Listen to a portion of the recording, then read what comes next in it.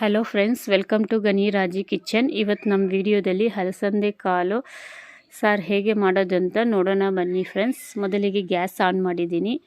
Gas on ಮಾಡಿದ್ಮೇಲೆ ಕುಕ್ಕರನ್ನು ಇಟ್ಟಿದ್ದೀನಿ. Cooker ಚೆನ್ನಾಗಿ ಬಿಸಿ ಆಗಲಿ ಫ್ರೆಂಡ್ಸ್. ಬಿಸಿ ಆದಮೇಲೆ ಒಂದೇ 1 ಟೇಬಲ್ ಸ್ಪೂನು ಆಯಿಲನ್ನು ಹಾಕ್ಕೊಳ್ಳೋಣ. ಯಾಕಂದರೆ ನಾನು ಇದು ನೆನೆಸಿ ಇಟ್ಬಿಟ್ಟು ಮಾಡ್ತಾಯಿಲ್ಲ ಹಲಸಂದೆ ಕಾಳನ್ನ. ಇದು ಹಾಗೆ ಡ್ರೈ ಆಗಿರೋ ಹಲಸಂದೆ ಕಾಳು, ಬ್ರೌನ್ ಕಲರ್ ಇರುತ್ತಲ್ಲ ಅದು. ವೈಟಲ್ಲೂ ಬರುತ್ತೆ. ವೈಟಲ್ಲಿರೋದನ್ನ ನೀವು ನೆನೆಸಿಟ್ಟು ಮಾಡ್ಬೋದು, ಇದನ್ನು ನೆನೆಸಿಟ್ಟು ಮಾಡ್ಬೋದು. ಆದರೆ ನಾನು ಹಾಗೆ ಮಾಡಿ ತೋರಿಸ್ತಾ ಇದ್ದೀನಿ. ಯಾವ ರೀತಿ ಮಾಡೋದಂತ ನೋಡಿ ಫ್ರೆಂಡ್ಸ್. ಎಣ್ಣೆ ಕಾದ್ಮೇಲೆ ಇವಾಗ ಹಲಸಂದೆ ಕಾಳನ್ನು ಅದ್ರಲ್ಲಿ ಸೇರಿಸ್ಕೊಳ್ಳೋಣ. ಇದೊಂದು 150 ಗ್ರಾಮ್ ಇರ್ಬೋದು ಫ್ರೆಂಡ್ಸ್. ಹಲಸಂದೆ ಕಾಳು 150 ಗ್ರಾಮ್ ಅಷ್ಟು ಹಾಕಿದ್ದೀನಿ. ಇವಾಗ 150 ಗ್ರಾಮ್ ಇದೆ ಇದು. ನೀಟಾಗಿ ಇವಾಗ ಫ್ರೈ ಮಾಡ್ಕೊಳ್ಬೇಕು ಎಣ್ಣೆಯಲ್ಲೇ. ಯಾಕಂದರೆ ಫ್ರೈ ಮಾಡೋದು ಯಾಕಂದರೆ ನಾವು ಟೇಸ್ಟ್ ತುಂಬ ಚೆನ್ನಾಗಿರುತ್ತೆ ಮತ್ತು ಬೇಗ ಬೇಯುತ್ತೆ ಈ ರೀತಿ ಫ್ರೈ ಮಾಡೋದ್ರಿಂದ. ತುಂಬ ಹೊತ್ತು ಮಾಡಬಾರ್ದು, ಒಂದು 5 ನಿಮಿಷ ಮಾಡಿ ಸಾಕು. ಒಂದು 4ರಿಂದ ಒಂದು 5 ನಿಮಿಷವರೆಗೆ ಮಾಡಿ ಫ್ರೆಂಡ್ಸ್. ಅದು ವಾಸನೆ ಬರಬೇಕು ಗಮ್ಮಂತ. ಆ ಸ್ಮೆಲ್ ಬಂದ ತಕ್ಷಣವೇ ನೀವು ಗ್ಯಾಸ್ ಆಫ್ ಮಾಡಿಬಿಡಿ.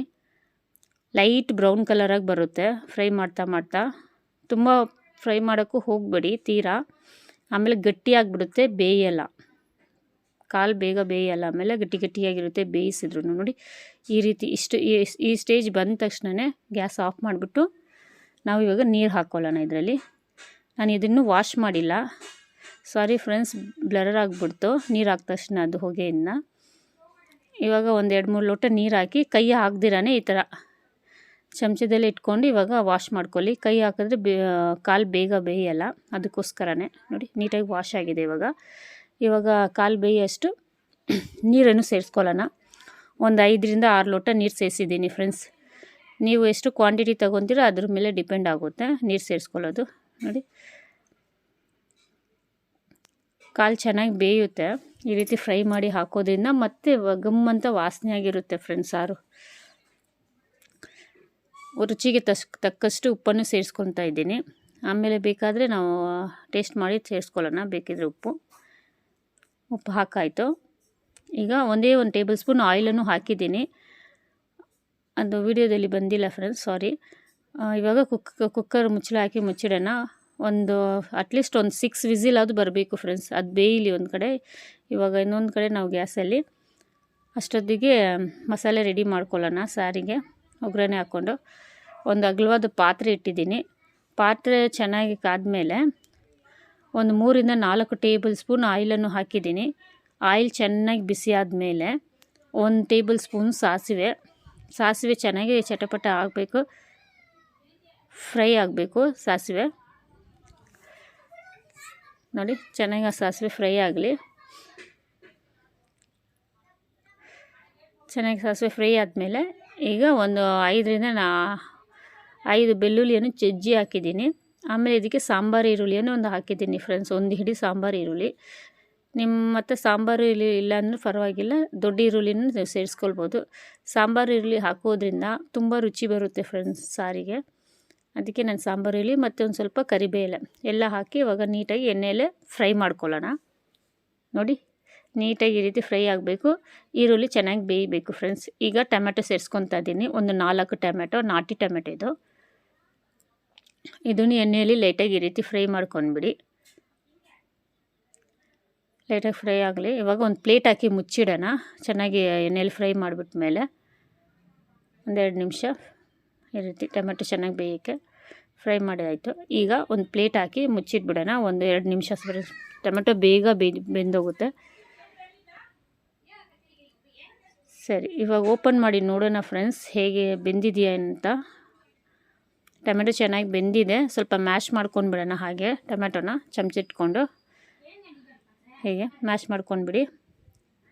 ನೀಟಾಗಿ ಮ್ಯಾಶ್ ಆಗೋಯ್ತು. ಇದಕ್ಕೆ ಇವಾಗ ನಾನು ತರಕಾರಿ ಸೇರಿಸ್ಕೊತಾ ಇದ್ದೀನಿ. ಇದು ಸಾರಿಗೆ ಆಲೂಗಡ್ಡೆ ಮತ್ತು ಬದನೆಕಾಯಿಯನ್ನು ಮಾತ್ರ ಸೇರಿಸ್ಕೊಳ್ಳಿ. ಬೇರೆ ಯಾವುದೇ ತರಕಾರಿಯನ್ನು ಸೇರಿಸಿದ್ರೆ ರುಚಿ ಇರೋಲ್ಲ ಫ್ರೆಂಡ್ಸ್. ನಾನು 2 ಆಲೂಗಡ್ಡೆ ಹಾಕಿದ್ದೀನಿ ಮೀಡಿಯಮ್ ಸೈಜಲ್ಲಿ ಹೆಚ್ಚಿಬಿಟ್ಟು. ಆಮೇಲೆ ಒಂದು ಬದನೆಕಾಯಿ 4 ಹಾಕಿದ್ದೀನಿ. ಒಂದು 100 ಗ್ರಾಮ್ ಇರುತ್ತೆ ಫ್ರೆಂಡ್ಸ್ ಇದು. 4 ಬದನೆಕಾಯಿ ಹಾಕಿದ್ದೀನಿ. ನೀಟಾಗಿ ಉದ್ದಕ್ಕೆ ಹೆಚ್ಚಿಬಿಟ್ಟು ಹಾಕಿದ್ದೀನಿ, ವಾಶ್ ಮಾಡಿಬಿಟ್ಟು. ಈಗ ತರಕಾರಿ ಹಾಕಿದ್ಮೇಲೆ ಒಂದು ಲೈಟಾಗಿ ಎಣ್ಣೆಯಲ್ಲಿ ಫ್ರೈ ಮಾಡ್ಕೊಂಡ್ಬಿಡಿ. 1-2 ನಿಮಿಷ ಫ್ರೈ ಆಗಬೇಕು ಫ್ರೆಂಡ್ಸ್, ಆವಾಗಲೇ ಟೇಸ್ಟ್ ಬರುತ್ತೆ. ಇಮಿಡಿಯೇಟಾಗಿ ನಾವು ನೀರು ಹಾಕಿ ಬೇಯಿಸೋಕ್ಕೆ ಹೋಗಬಾರ್ದು. ಎಣ್ಣೆಯಲ್ಲಿ 1-2 ನಿಮಿಷ ಅದು ಬಿಡಬೇಕು ಬೇಯೋಕ್ಕೆ. ಪ್ಲೇಟ್ ಹಾಕಿ ಮುಚ್ಚಿಡೋಣ. ನೋಡಿ ಲೈಟಾಗಿ ಫ್ರೈ ಆಗಿದೆ. ಇವಾಗ ನೀರು ಸೇರಿಸ್ಕೊಳ್ಳಿ, ಜಾಸ್ತಿ ಸೇರ್ಸೋಕ್ಕೆ ಹೋಗ್ಬೇಡಿ. ಈಗಲೇ 1 ಲೋಟ ಸಾಕು, ತರಕಾರಿ ಬೇಯೋಷ್ಟು ಮಾತ್ರಕ್ಕೆ. ಪ್ಲೇಟ್ ಹಾಕಿ ಮುಚ್ಚಿಡಿ, 1-2-3 ನಿಮಿಷ ಬಿಡಿ ಫ್ರೆಂಡ್ಸ್. ಇವಾಗ ಬೆಂದಿದೆಯಾ ಅಂತ ಓಪನ್ ಮಾಡಿ ನೋಡಿ. ಬೆಂದಿದೆ ತರಕಾರಿ ಚೆನ್ನಾಗಿ, ಬದನೆಕಾಯಿ ಮತ್ತು ಆಲೂಗಡ್ಡೆ ಎಲ್ಲ ಸಾಫ್ಟ್ ಆಗಿದೆ. ಈಗ ಇದಕ್ಕೆ ಮಸಾಲೆ ಪುಡಿಯನ್ನು ಸೇರಿಸ್ಕೊಳ್ಳೋಣ. ನಾನು ಯಾವುದೇ ಮಸಾಲೆ ಪುಡಿಯನ್ನು ರುಬ್ಬಿಬಿಟ್ಟು ಹಾಕ್ತಾಯಿಲ್ಲ. ಒಂದು ಅರ್ಧ ಟೇಬಲ್ ಸ್ಪೂನು ಅರಿಶಿನದ ಪುಡಿ, ಆಮೇಲೆ ಧನಿಯಾ ಪೌಡ್ರ್ ಹಾಕ್ತಾಯಿದ್ದೀನಿ ಫ್ರೆಂಡ್ಸ್. ಇದು ಚಿಕ್ಕ ಟೇಬಲ್ ಸ್ಪೂನ್ ಇರೋದ್ರಿಂದ ನಾನೊಂದು 4-5 ಟೇಬಲ್ ಸ್ಪೂನ್ ಆದರೂ ಹಾಕಿದ್ದೀನಿ, ಯಾಕಂದರೆ ಪುಟಾಣಿ ಸ್ಪೂನ್ ಅದು. ಸೊ ನೀವು ದೊಡ್ಡದಾಗಿದ್ದರೆ ನೀವು 2 ಸ್ಪೂನ್ ಹಾಕಿದ್ರೆ ಧಾರಾಳವಾಗಿ ಹಾಕ್ಕೊಳ್ಬೋದು. ಇದು ಮನೆಯಲ್ಲೇ ತಯಾರಿಸಿರುವಂತಹ ಸಾಂಬಾರಿನ ಪುಡಿ ಫ್ರೆಂಡ್ಸ್. ಅದೊಂದು 2 ಟೇಬಲ್ ಸ್ಪೂನ್ ಹಾಕಿದ್ದೀನಿ. ನಿಮ್ಮ ಹತ್ರ ಮನೇಲಿ ತಯಾರಿಸಿರುವಂಥ ಸಾಂಬಾರು ಪುಡಿ ಇಲ್ಲ ಅಂದರೆ ತೊಂದರೆ ಇಲ್ಲ, ಅಂಗಡಿಯಿಂದನೇ ತರಿಸ್ಕೊಂಡು ನೀವು ಹಾಕ್ಕೊಳ್ಬೋದು. ಅಂಗಡಿಯಲ್ಲಿ ಮಾರ್ತಾರೆ ಸಾಂಬಾರು ಪುಡಿ ಯಾವುದು, ಹಾಗೆ ಅದೂ ಹಾಕೋಕ್ಕೆ ನಿಮ್ಗೆ ಇಷ್ಟ ಇಲ್ಲ ಅಂದರೆ ಬರೀ ನೀವು ಚಿಲ್ಲಿ ಪೌಡ್ರೂ ಹಾಕಿ ಮಿಕ್ಸ್ ಮಾಡ್ಕೊಳ್ಬೋದು. ಟೇಸ್ಟ್ ಅದೇ ಇರುತ್ತೆ, ಏನು ಡಿಫ್ರೆನ್ಸ್ ಬರೋಲ್ಲ. ಹಾಕ್ಬಿಟ್ಟು ಇವಾಗ 2 ನಿಮಿಷ ಎಣ್ಣೆಯಲ್ಲೇ ಫ್ರೈ ಮಾಡ್ಕೊಂಡ್ಬಿಡಿ ಆ ಮಸಾಲೆ ಪೌಡ್ರು. ಇದು ಹುಣಸೆ ರಸ ಹಾಕ್ತಾಯಿದ್ದೀನಿ, ಒಂದು ನೆಲ್ಲಿಕಾಯಿ ಗಾತ್ರದಷ್ಟು ಹುಣಸೆ ನೆನೆಸಿಟ್ಟಿರೋದು ಚೆನ್ನಾಗಿ ಹಿಂಡಿಬಿಟ್ಟು ನಾನು ಆ ರಸನ ಹಾಕಿದ್ದೀನಿ. ಈಗ ನಾನು ಬೇಳೆನ ಬೇಯಿಸಿದ್ನಲ್ಲ ಫ್ರೆಂಡ್ಸ್, ಅಲಸಂದೆ ಕಾಳನ್ನ ಇವಾಗ ಅದರಲ್ಲೇ ಸೇರಿಸ್ಕೊಳ್ಳೋಣ. ಇವಾಗ ಒಂದು ಲೈಟಾಗಿ ಮಿಕ್ಸ್ ಮಾಡ್ಕೊಂಡ್ಬಿಡೋಣ. ಈಗ ನೀವು ತಿಳ್ಕೊಳ್ಬೋದು ಬೇಳೆ ಬೇಯುತ್ತಾ ಮೇಡಮ್ ಹಾಗೆ ಹಾಕಿರೋದು. ನಾನು ನೋಡಿ ಬೇಳೆ ತುಂಬ ಚೆನ್ನಾಗಿ ಸಾಫ್ಟಾಗಿ ಬೆಂದಿದೆ. ನೀರು 1 ಲೋಟ ಹಾಕಿದ್ದೀನಿ. ಈಗ ಸದ್ಯಕ್ಕೆ 1 ಲೋಟ ಇವಾಗ ನೀರು ಹಾಕಿದ್ದೀನಿ. ನಿಮಗೆ ಎಷ್ಟು ತಿಕ್ನೆಸ್ ಬೇಕೋ ಅಷ್ಟು ತಿಕ್ನೆಸ್ಗೆ ನೀವು ನೀರು ಹಾಕ್ಕೊಳ್ಳಿ. ಚೆನ್ನಾಗಿ ಕುದಿಯಕ್ಕೆ ಬಿಡಿ. ಪ್ಲೇಟ್ ಹಾಕಿ ಫುಲ್ ಪೂರ್ತಿಯಾಗಿ ಮುಚ್ಚಬೇಡಿ, ಒಂದು ಅರ್ಧ ಓಪನ್ ಆಗಿನೇ ಇಟ್ಟು ಈ ಥರ ಕುದಿಯಕ್ಕೆ ಬಿಡಿ ಫ್ರೆಂಡ್ಸ್. ಚೆನ್ನಾಗಿ ಕುದಿಬೇಕು, ಹಸಿ ವಾಸನೆ ಕಂಪ್ಲೀಟಾಗಿ ಹೋಗಬೇಕು. ಹುಣಸೆಂದು ಮಸಾಲೆ ಪುಡಿದು ಮತ್ತು ಆ ಕಾಲಲ್ಲಿ ಎಲ್ಲ ಇಳಿಬೇಕು ಆ ಫ್ಲೇವರೆಲ್ಲ. ನೋಡಿ ತುಂಬ ರುಚಿಕರವಾಗಿರುತ್ತೆ ಫ್ರೆಂಡ್ಸ್. ಮುದ್ದೆ ಜೊತೆ ಮತ್ತು ವೈಟ್ ರೈಸ್ ಜೊತೆ, ಚಪಾತಿ ಜೊತೆನೂ ತುಂಬ ಟೇಸ್ಟಿಗಿರುತ್ತೆ ಈ ಸಾರು.